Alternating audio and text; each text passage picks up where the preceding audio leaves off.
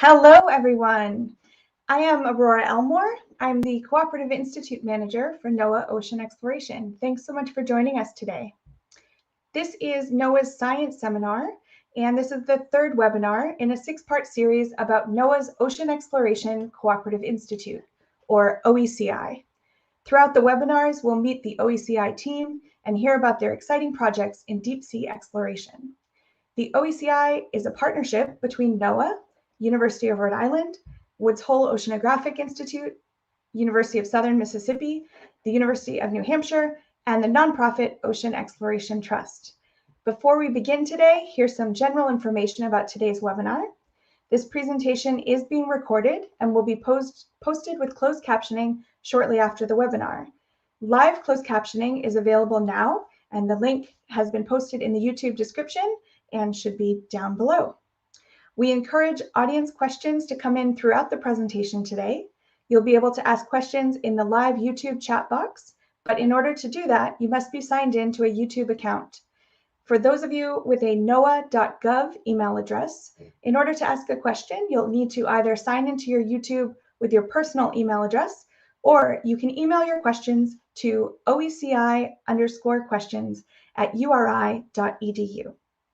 And now, to start today's presentation, I'm very pleased to introduce Megan Cook, Director of Education and Outreach from Ocean Exploration Trust. Over to you, Megan. Thanks, Aurora, and hi, everyone. Thanks so much for tuning into the seminar series today. And welcome on board the EV Nautilus. You are right here inside the control room on the top deck of the ship, and we are on day 7 of a really exciting series of collaborative technology tests and a great expedition that we're really happy to be able to share with you live and to hear a little bit more about throughout the whole presentation today.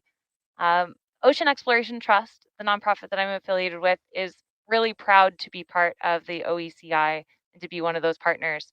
As a nonprofit organization, we specialize in the scientific exploration of the seafloor and then using that exploration to inspire the world with our expedition content by sharing it live through outreach programs and education programs.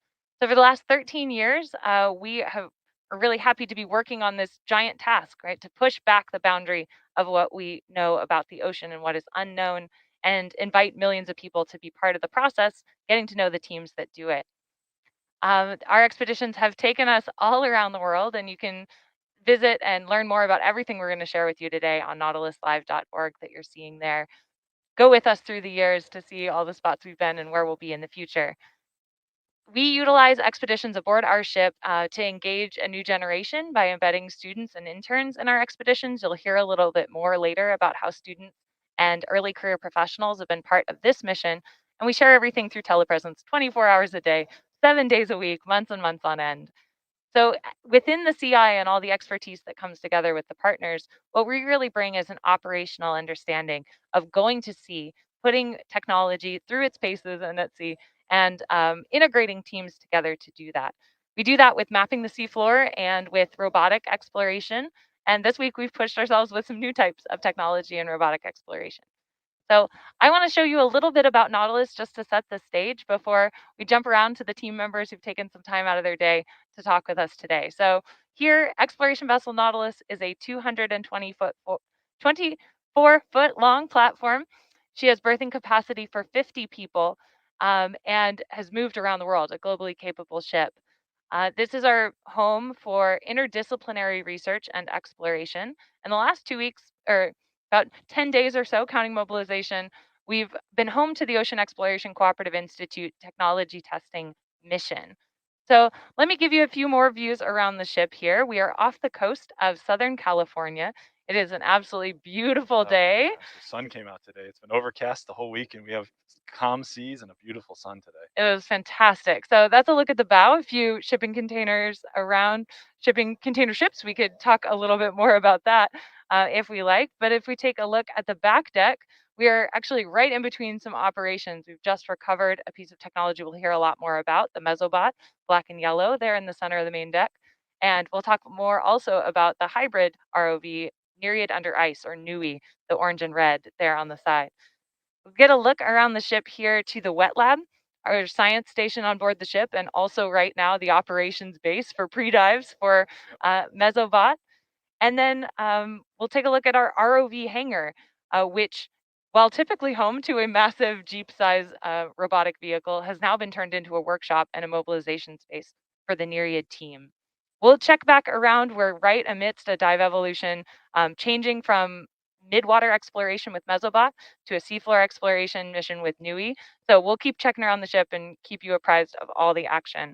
But coming back up here to the person sitting next to me, I want to introduce Jason Fahy, the Associate Director of the OECI, to tell us a little bit more. Jason is sailing as our expedition leader right now. And Jason, let's share a little bit what's happened this last week. Well, I'm very excited and honored to be a part of this expedition. We call this a technology demonstration, and we have really demonstrated some edge technology in the ocean exploration space.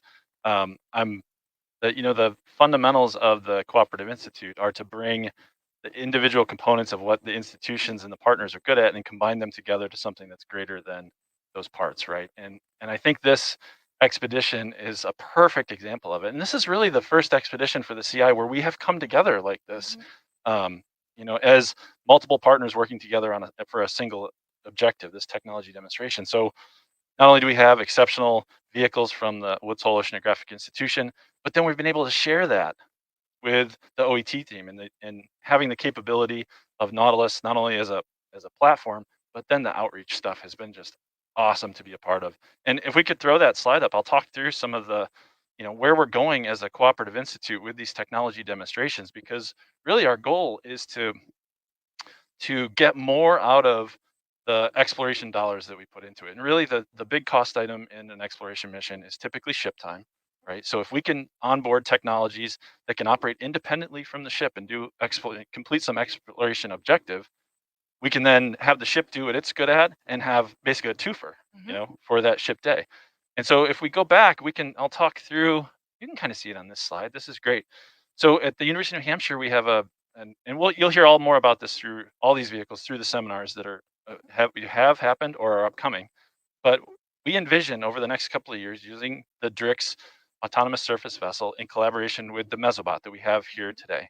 Now, this technology demonstration for Mesobot was the demo of these really unique sensors that it has. I mean, it has this radiometer that you'll hear Dr. Yoerger talking about, sensing the photons that are passing through the midwater so that it can better track the animals and their migration.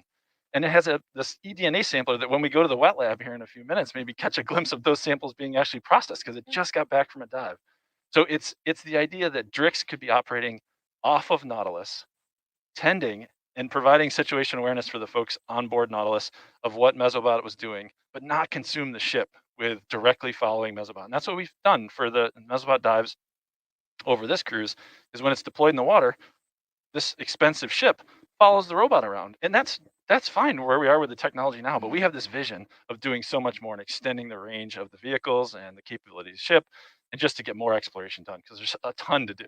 Yeah. As the expedition leader, do you want to talk a little bit about how these teams have come together? This is Nautilus goes to sea months and months a year, Yeah. Sort of the way we're used to doing things. And, the Woods Hole Oceanographic team are such pros of mobilizing on ships of opportunity wherever they're needed to take their technology, but we're squishing it all together this week.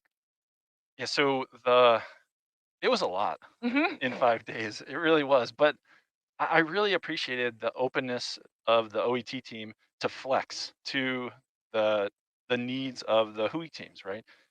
Because really this vessel has been built around the Hercules and Argus platform and sharing that exploration with those two vehicles.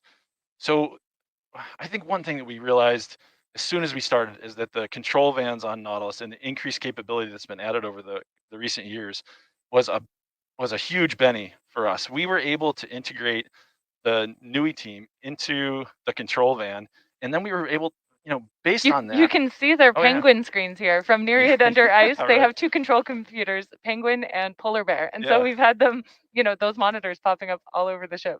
But what Go it's ahead. given that team is instead of setting up laptops in a lab space, somewhere in the bowels of the ship, they're integrated into the the place on the ship that has the most situational awareness of everything that's going on. And they're able to, what it also allowed was Andy Bowen and the team at Woods Hole to integrate from ashore with us just seamlessly, right? And it was really, really fun to see how that came together, because I think the WHOI team started off with a well, we're self-sufficient, thanks for the desk space, but wait, we've got it from here. And as the days went on, they became more involved. And by the last NUI dive, they're on headsets and integrated exactly like they'd been on this ship for months, or ingrained as part of the OET team and taking advantage of what the ship really can provide.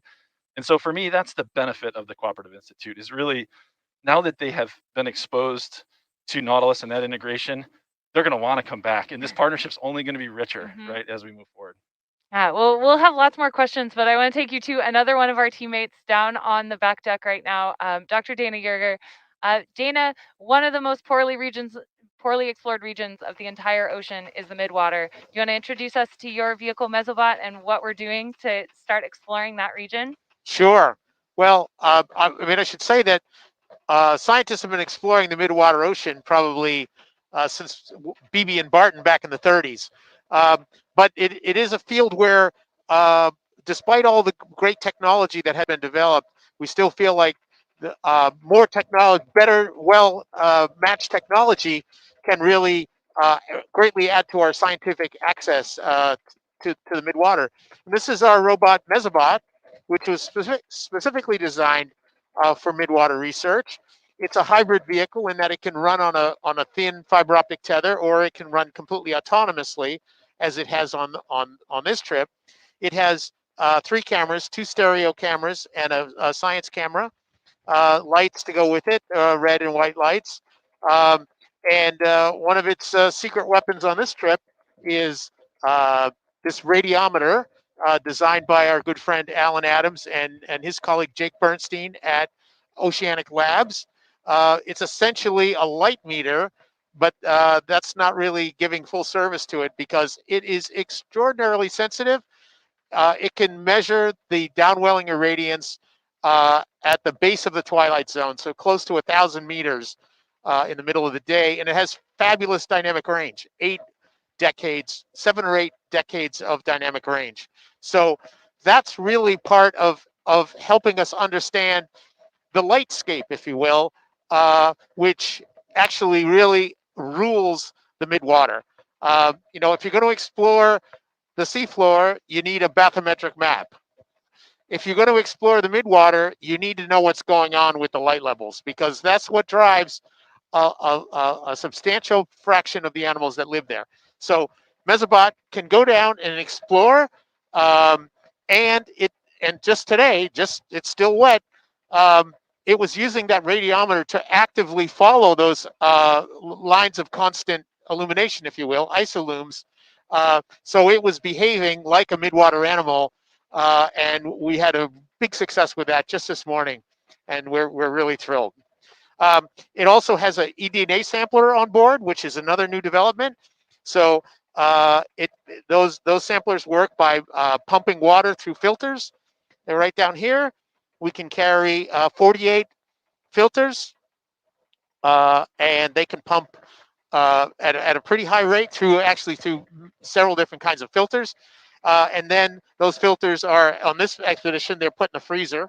And back in Woods Hole, they'll get the DNA will be extracted, and that whole pipeline will then be engaged. Our collaborator, Dr. Annette Govindarajan, is running up that effort.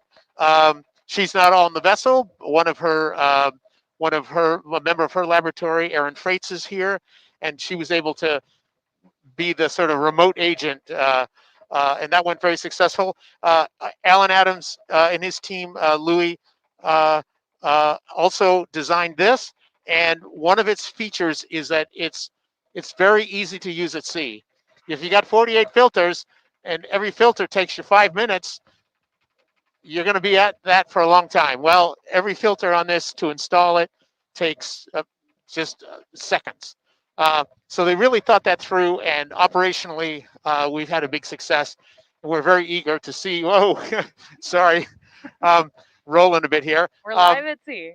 Yeah, we're very eager to see how the ED analysis goes, and of course, we're all excited about what that technology has to, and that science and technology can show us about the biodiversity of the midwater. Dana, do you want to share a little bit about what the dive tempo has looked like? Kind of how has Mesobot been operating throughout this expedition? We've really been focusing on the dusk migration. So that was Dr. Govindrajan's eDNA sampling strategy was based on intercepting the evening migration. And that actually, as an AUV operator, put more pressure on us because we had to be on station on time, and we made it every day but once on this development cruise. So I'm very proud of that. We were on time, on station the first day, and we got a full suite of samples. We did 16 the first night. We did 32 the next night. It was really exciting to make that happen. And again, we're really eagerly looking forward to seeing the results of that. Based on what you've been able to demonstrate this week, Dana, where are you excited to take Mesobot next? Where do you see this capabilities growing? Well, Mesobot is a very versatile platform. It can do a lot of different things. Working with our colleagues at Embari and Stanford, we developed the ability for it to actually track animals, and we demonstrated that. We published that. We have a lot more work to do on that, and especially we have a lot more work to put that in the service of science. So that's a very exciting dimension for us, tracking midwater animals to understand their behavior. There's a lot of plankton cameras, which are wonderful, marvelous tools that can survey large areas and give you a certain viewpoint on the midwater animals were there, but they're not really suited for behavioral work. And that's where we're really going with Mesobot in that regard. So, it's a very general purpose robot focused on the midwater. And so we're very excited with all the different things it can do and the different collaborations that we think are going to be generated by this vehicle.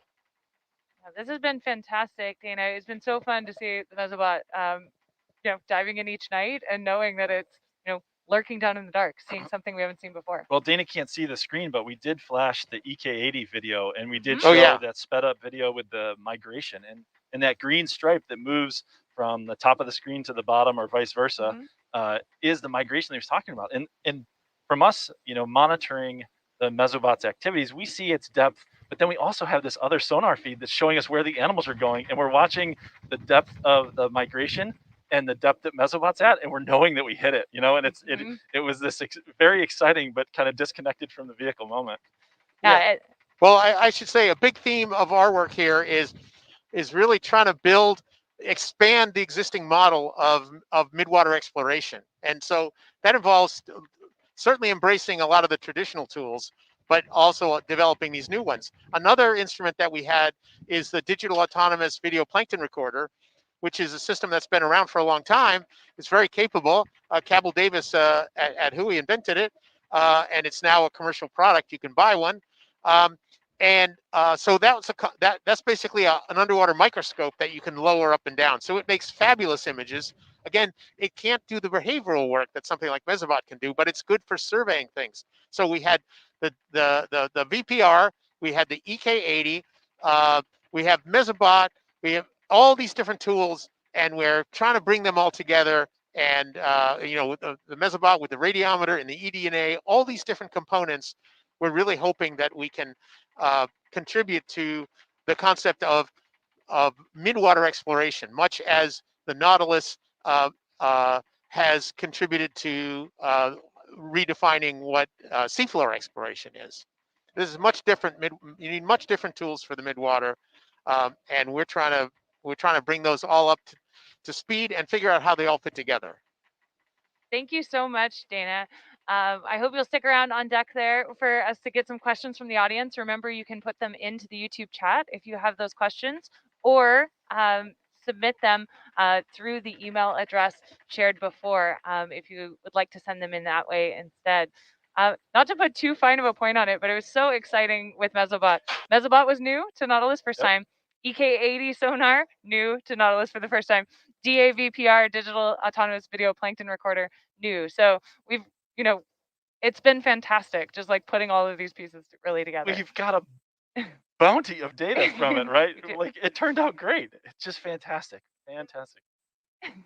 Oh, we still have Dana ordering lunch on the back deck live on the mic. The Mesobot was recovered over lunch, and poor Dana's got to put his order before they close the galley. This is, I just love that we're doing this live and able to share the, what's really, how excited we are, what the conditions really like are on the back deck. And then you heard it from Dana, just the enthusiasm and passion he has for this vehicle and what he's doing. And he's got the last dive complete, the vehicle's back on deck. The samples are in the freezer, and it's bubbling over on the Mesobot team. It's great. It really is. So we're going to pull in another teammate now, Andy Bowen, the principal engineer at the National Deep Submergence Facility at Woods Hole Oceanographic Institution. Andy's been leading the NOAA team from shore, so a little bit of a change from the tempo here. But we wanted to bring Andy in to share a little bit about the other vehicle we've mobilized onto Nautilus, the Nereid Under Ice. Andy, are you there? I am, and thanks, Megan and Jason. Being ashore is a different experience for me. I've done a large number of expeditions over my career here at the institution, so I feel, I suppose I've been able to experience from afar for the first time sort of the wonder of exploration, and helped, I think, the team, our team, certainly get the most out of the NOAA vehicle. I'd like to just I've been doing this now for almost 40 years at the institution, developing robotic systems and bringing technology into use for the scientific community. And just when I think it can't get any better, this last week has kind of just opened my eyes to yet another kind of experience that is inspirational, not just for those who are dropping in to look at what's going on Nautilus, but it's also inspirational for those of us working in the trenches, so to speak. And that is just a fantastic experience that I just can't say enough about. Jason's point about the way in which the ship is pulled together and the team has worked, I think is sort of at the working level a key component of what the Cooperative Institute is all about.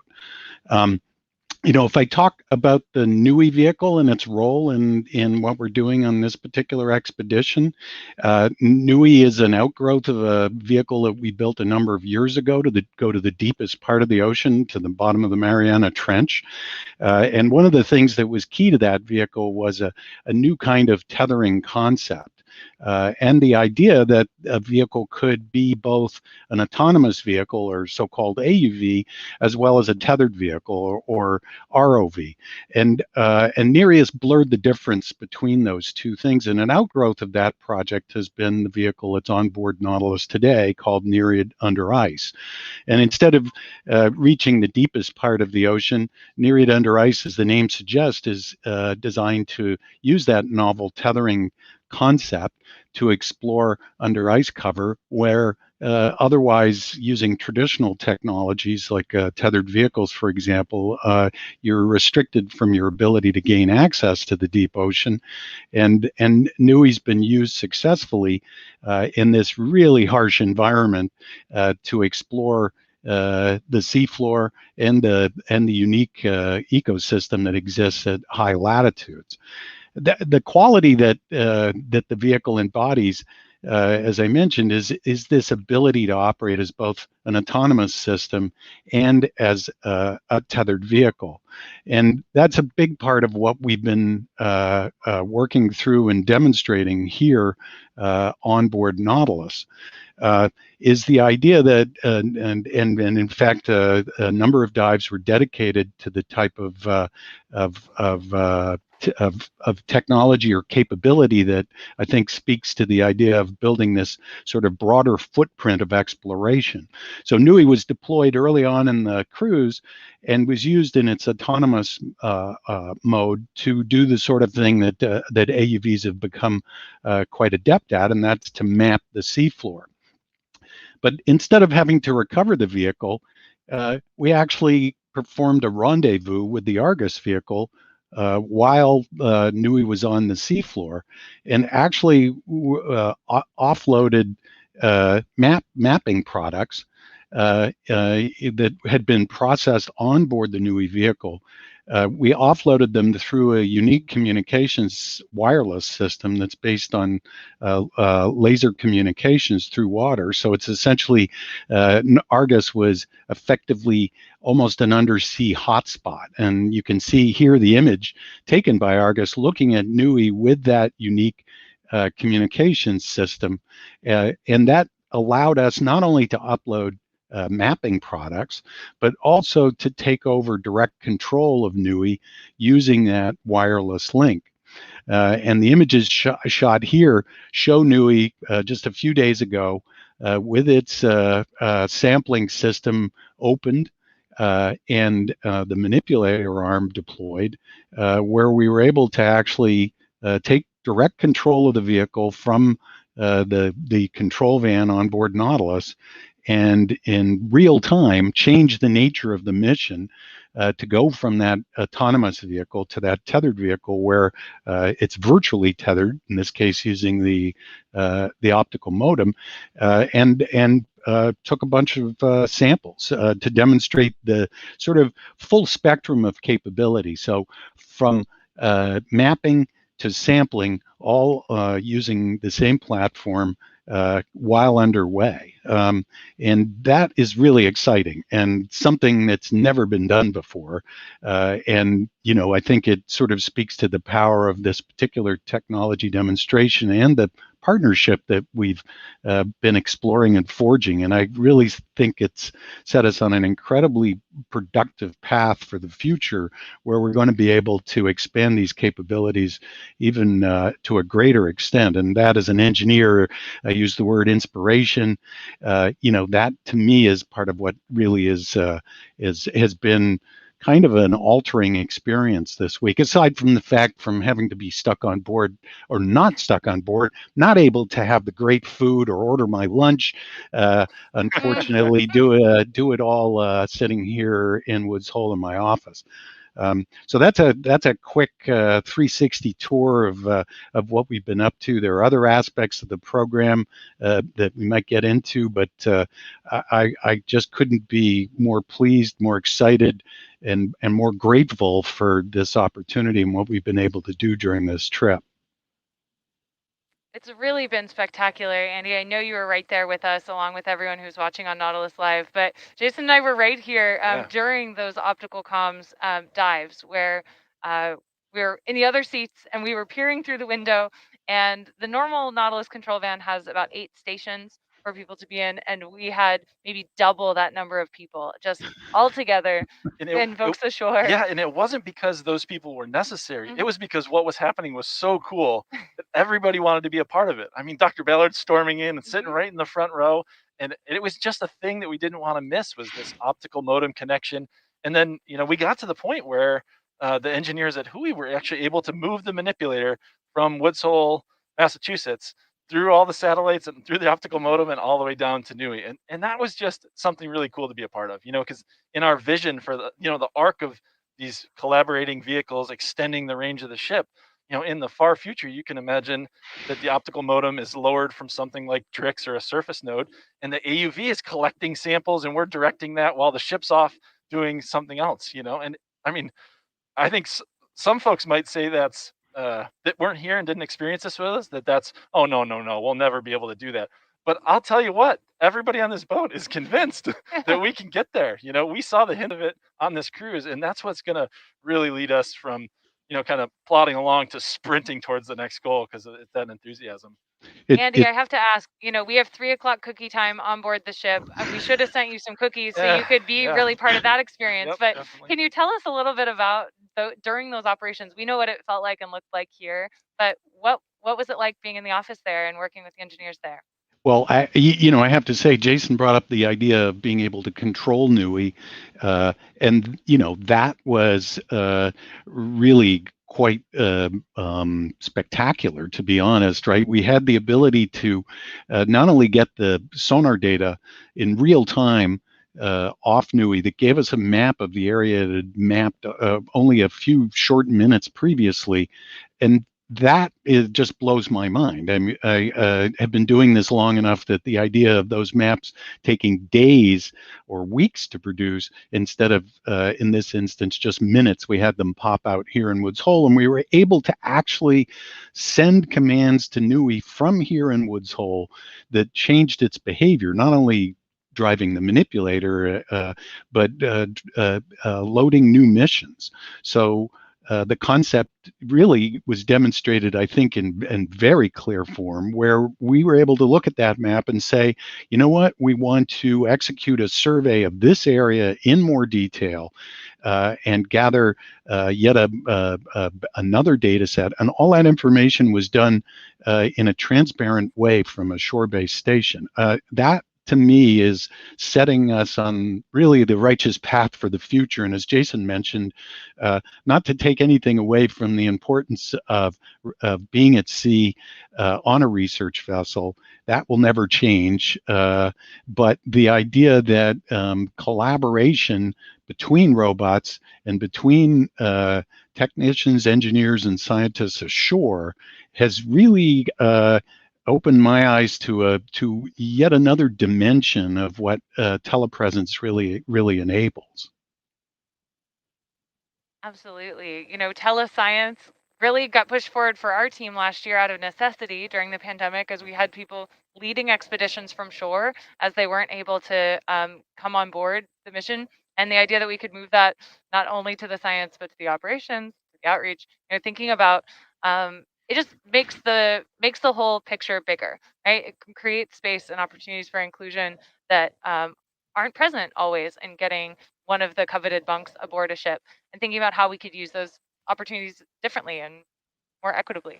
I was, when we were setting Andy up to contribute on headset, like seamlessly with the ship, I thought we would have to drive from URI a special console, and it would be this whole satellite setup in the parking lot or something.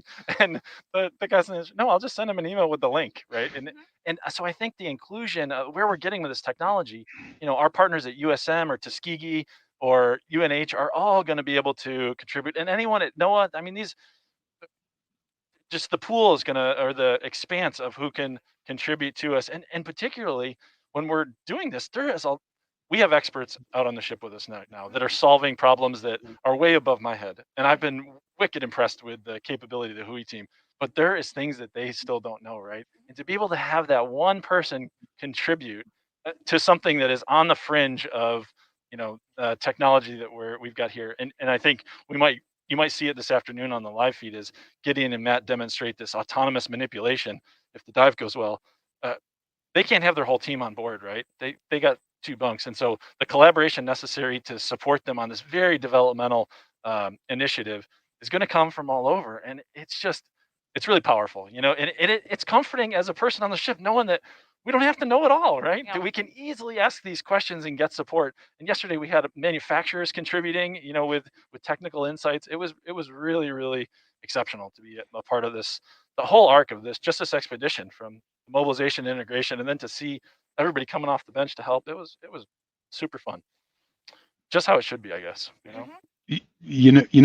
Jason, just to sort of riff on the point you're making, I think, one of the things we experienced when we were doing the manipulation was the difficulty of latency. So that's the time delay that exists between a round trip here from Woods Hole to the ship down to the NOAA vehicle via the Argus relay. And, that creates some real challenges. But we're really pushing forward on this trip to address those challenges. And hopefully later this afternoon, there'll be an opportunity to explore that aspect of things. And so essentially what that really comes down to is the idea of using the sensors on board NOAA and the availability of the links that we have to construct a virtual environment anywhere in the world that allows operators to interact with that environment and send essentially the commands back to the vehicle that it's able then to execute on. But instead of moving the manipulator and changing the wrist position, you've sent a high-level command, which is, I would like to pick up this object, or I would like to perform this sampling evolution. And that addresses this question of latency. And so it's the automation that we can bring through this type of advance that is going to just continue to expand the capability. And the Cooperative Institute is I would call it it's sort of an incubator, if you will, for this kind of technology. I mean, Gideon Billings is a student at the University of Michigan who's just finished his doctoral work there. We invited him to come along because, hey, this was the perfect opportunity for someone who's working on that type of advanced technology to get their teeth into an operational environment and to use the tools, not only technical, but to be able to explain and describe that to, younger generations, for example, which again, the word inspiration comes into mind. This is just an incredible thing. And I keep, I'm gushing a little bit, but, hopefully people really understand where I'm coming from in terms of being a little bit of an old salt, but still sort of this exercise has put a little bit of a spring back in my step, and I couldn't be happier. I feel reinvigorated, perhaps. I can't wait for next year's technology demonstration opportunity with the CI. We're gonna crank it up to 11 next year. I promise. It's gonna. So I'll tell you, we called this a technology demonstration, and next year we intend on a technology challenge. Right? We're going into it knowing that we're pushing hard enough where we want to struggle because we're going to be at that edge and it's going to be part of it. And I'll go back to Andy's comments about younger people getting excited. I've got two boys, 14 and 15 years old, and they were following along as we went through the dives the last few days. And when we got to Gideon and Matt's work, and we were over the shoulder looking at Gideon's display of this virtualized seafloor, right? And Gideon, beautifully explained what he was doing and how they were going to pick a point in space, and the arm was just going to go there very naturally. And Matt described being in Unity, this game engine, this video game engine that's contributing on his portion of the project. My kids found that the most exciting part. Like, it was a 5-minute snippet, and that's all they talked about. We're texting back and forth that evening. That's all they talked about was that component of it. And I think it addresses these technical needs like latency, but I think it has this opportunity to pull in, folks that may not have been exposed to ocean exploration, but when you make it relate to something that they do care about, and maybe they're gamers or whatever else, all of a sudden, it's just another video game, and they're already in ocean exploration and don't know it. It's super cool. Yeah, I do want to, conclude before we throw it open to the audience questions by talking about the team, as we just mentioned right here.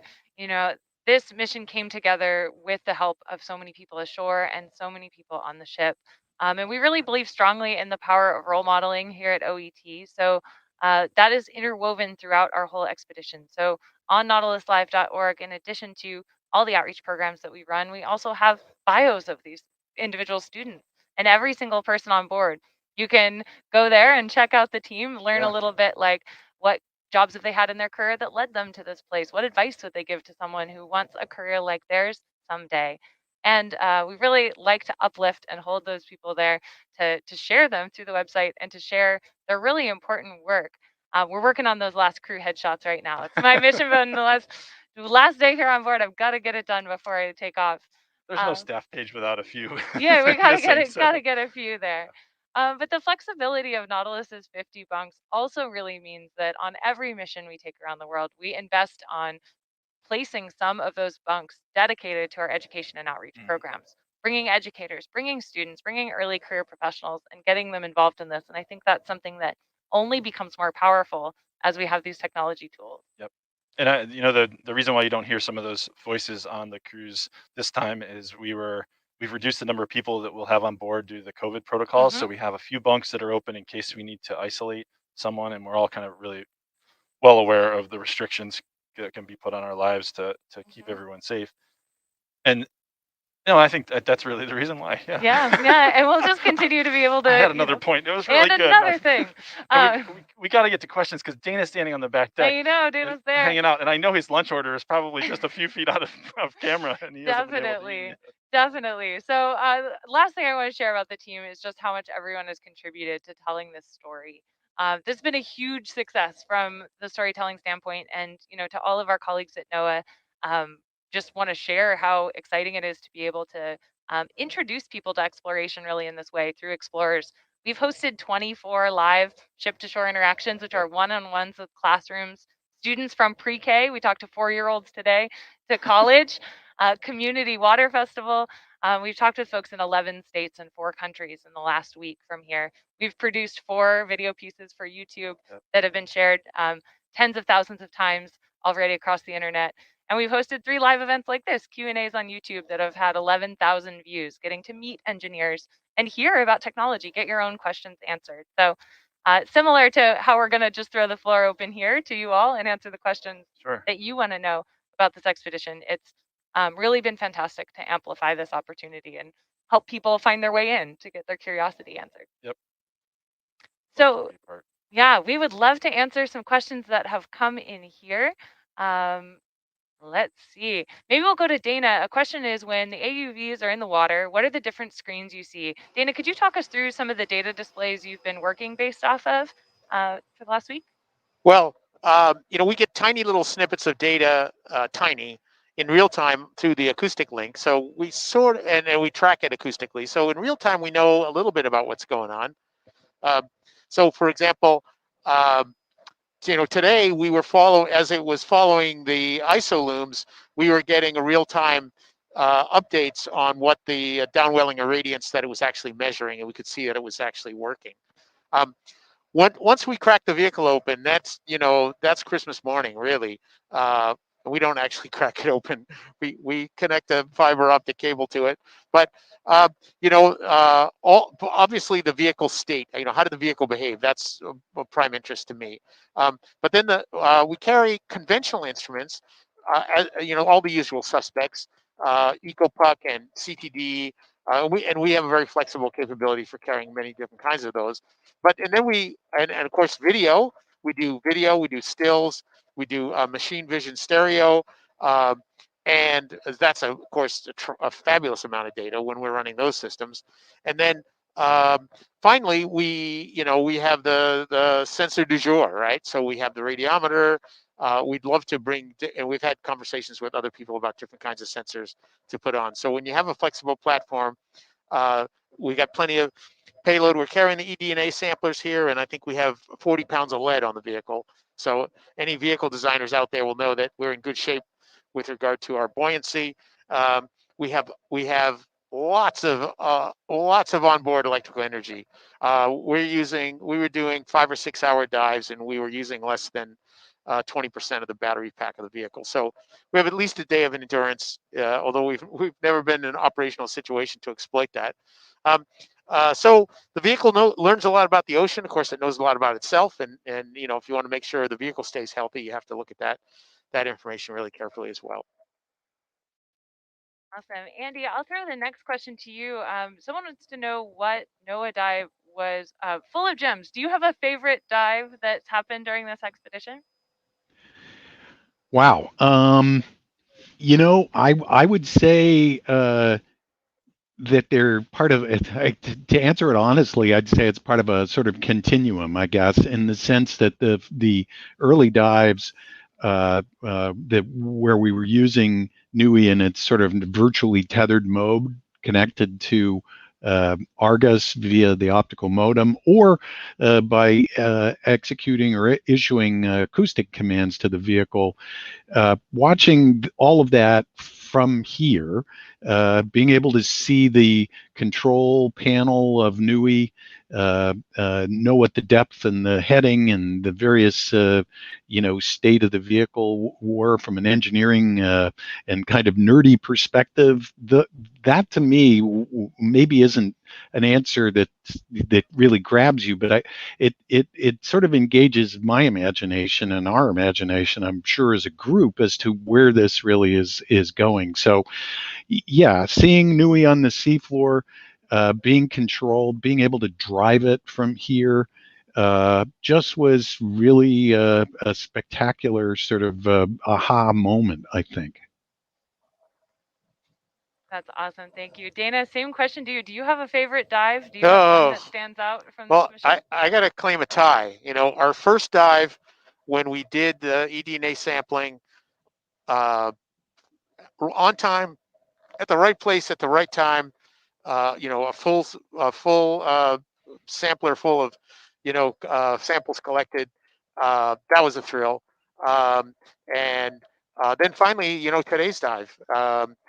And I've only seen what we knew from the acoustic data at this point. But the isolume following was a big goal for us. Because not only do you want to survey the light field, you want to be one with the light field, right?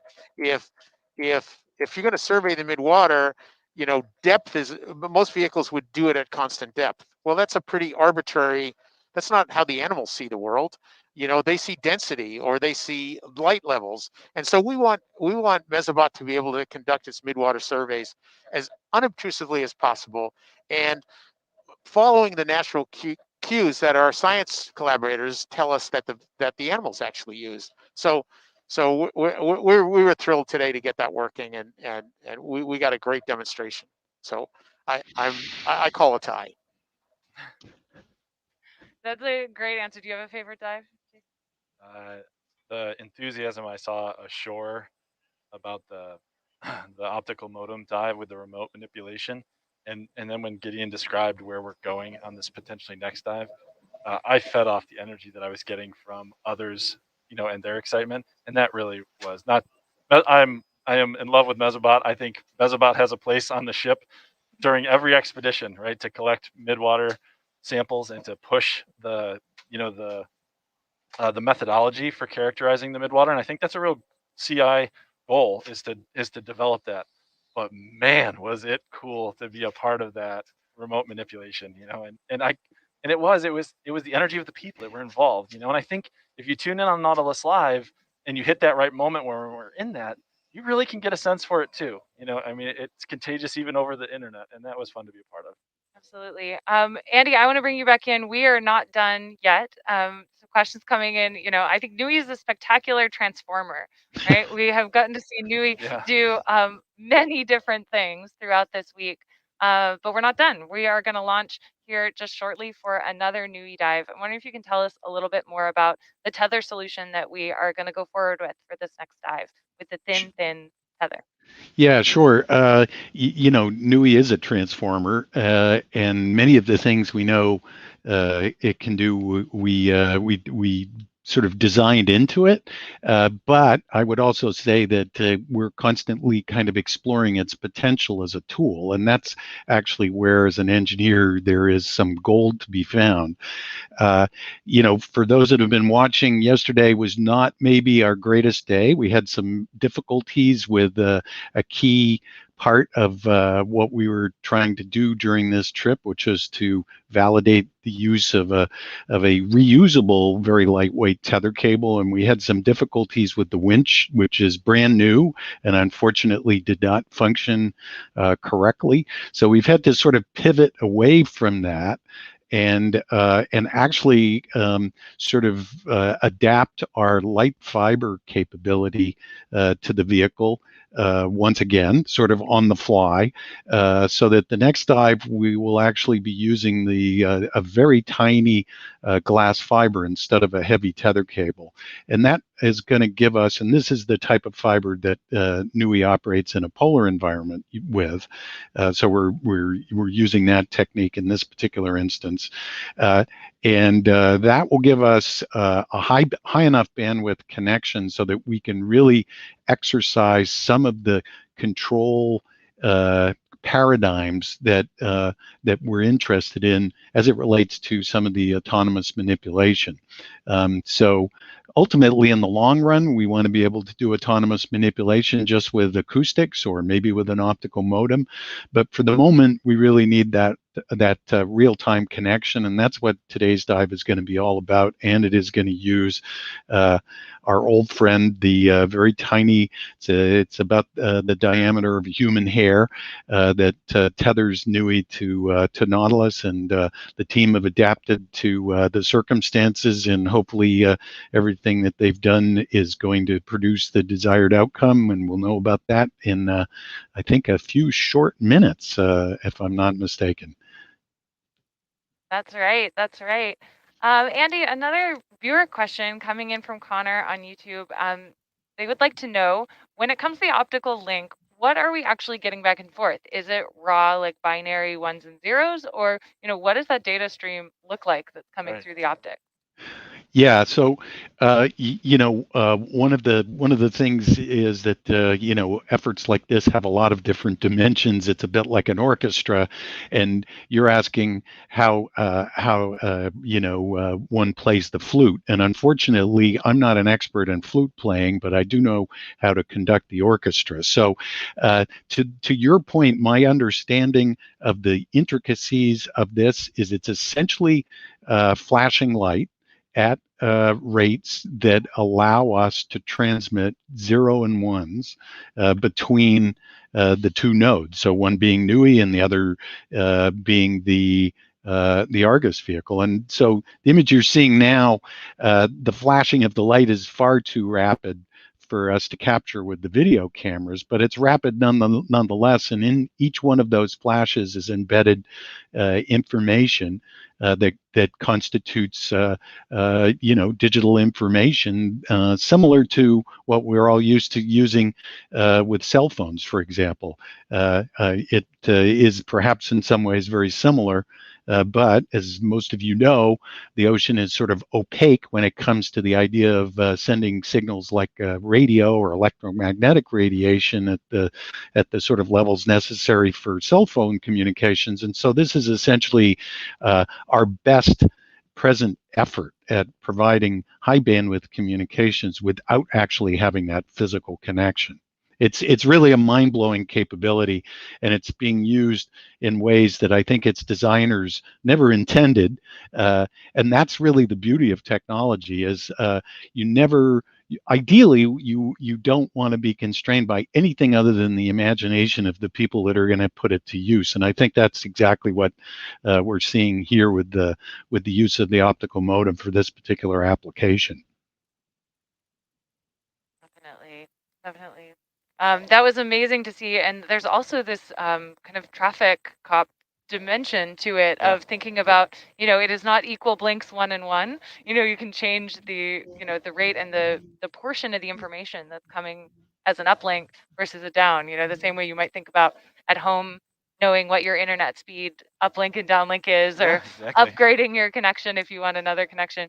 We were looking at how can we optimize the system, whether that was by proximity, or that was by throughput, or that is by directing how much information goes one way versus the other, to kind of boost up that signal strength and get to do more and more and more. Yeah, they talked about I think the default as we went into the dive was a 50-50 split between up and down on the optical modem.